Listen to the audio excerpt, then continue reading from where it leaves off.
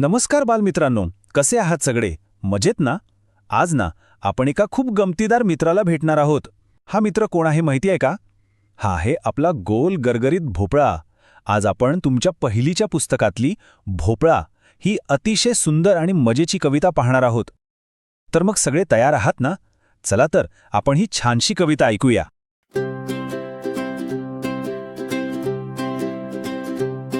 एक होता भोपळा, त्याला आला खोकला.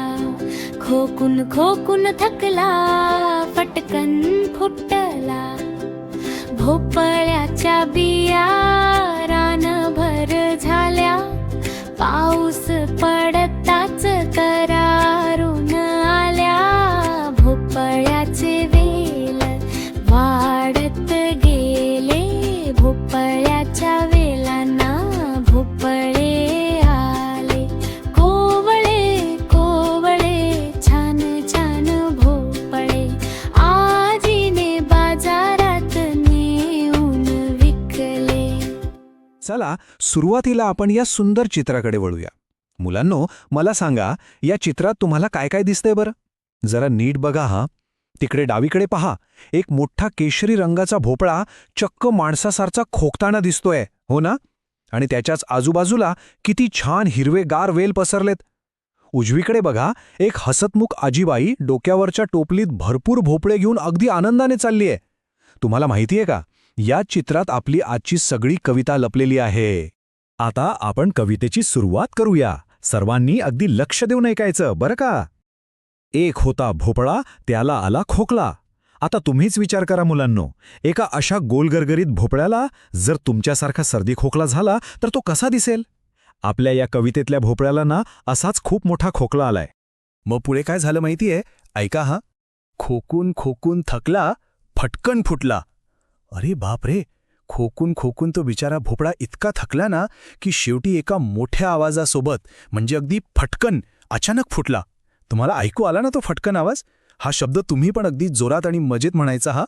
आणि मग पुढे काय गंमत झाली पाहूया. भोपळ्याच्या बिया रानभर झाल्या. पाऊस पडताच तरारून आल्या. म्हणजे जेव्हा तो भोपळा फटकन फुटला ना, तेव्हा त्याच्या पोटातल्या सगळ्या बिया इकडे तिकडे संपूर्ण रानात पसरल्या.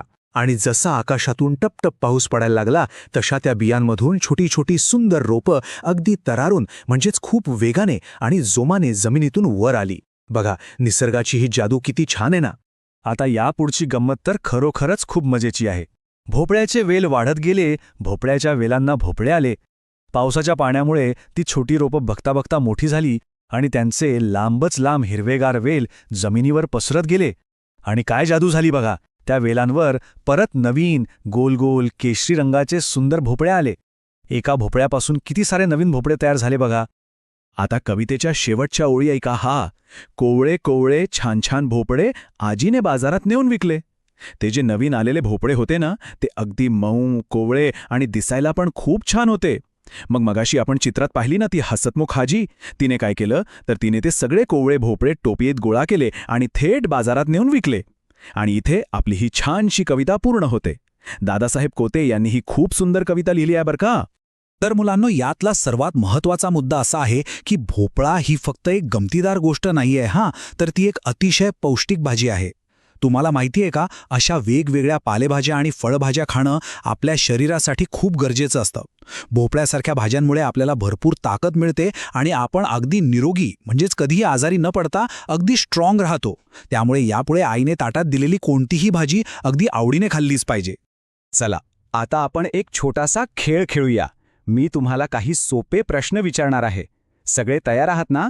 आपला पहिला प्रश्न आहे, आजीने भोपळे कोठे नेऊन विकले? सर्वांनी अगदी मोठ्याने उत्तर द्यायचं आहे बरं का. आठवा पाहू कवितेची ती शेवटची ओळ. 1, 2, 3. अगदी बरोबर ओळखलत. आजीने भोपळे बाजारात नेऊन विकले. ज्यांनी ज्यांनी बाजारात असं उत्तर दिलं ना, त्यांच्यासाठी खूप साऱ्या टाळ्या. याचा अर्थ सर्वजण खूप छान लक्ष देऊन ही कविता ऐकत होते. मला तुमच्यासारख्या हुशार मुलांचा खरोखर खूप अभिमान वाटतो.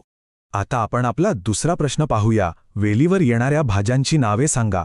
मुलांनो, जसा भोपळा वेलावर येतो ना, तशाच आणखी कोणत्या भाज्या वेलावर येतात बरं? थोडा विचार करा पाहू. कारले, दोडका, दुधी भोपळा, आठवतंय का काही? आज तुम्हा सर्वांसाठी एक छानसा घरचा अभ्यास आहे. तुम्ही तुमच्या आईवडिलांना विचारून अशा वेलीवर येणाऱ्या इतर भाज्यांची नावे नक्की शोधायची आहेत हां. आता आपला तिसरा प्रश्न, भोपळ्यापासून तयार होणाऱ्या पदार्थांची नावे सांगा. आपल्या घरी आई भोपळ्यापासून काय काय बनवते आठवून बघा. गोड गोड भोपळ्याचे घारगे, भोपळ्याची भाजी किंवा मग भोपळ्याची पुरी. आजच तुमच्या आईला विचारा आणि भोपळ्याचा एखादा नवीन पदार्थ नक्की चाखून बघा. आणि आता आपला शेवटचा आणि सर्वात गमतीदार प्रश्न, जर तुमची आणि भोपळ्याची खरंच भेट झाली तर तुम्ही त्याला कोणते प्रश्न विचाराल? नुसती कल्पना करा मुलांनो, एक मोठा गोलगरगरीत भोपळा तुमच्याशी चक्क बोलतोय. तुम्ही त्याला काय विचाराल? अरे भोपळ्या, तुझा रंग असा केशरी का रे? किंवा तुला खोकला कसा काय आला बाबा? तुम्ही तुमच्या कल्पनेने असे मजेशीर प्रश्न नक्की विचारून बघा आणि या सगळ्याची मज्जा अनुभवा. मला खात्री आहे की तुम्हाला सर्वांना आजची ही भोपळा कविता आणि आपल्या या गप्पा नक्कीच आवडल्या असतील.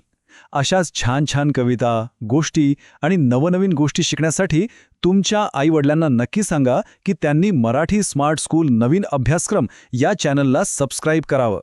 चला तर मग लवकरच भेटूया एका नवीन आणि गमतीदार विषयासह. तोपर्यंत सगळे मजेत रहा, भरपूर भाज्या खा आणि हो, नेहमी असेच हसत रहा.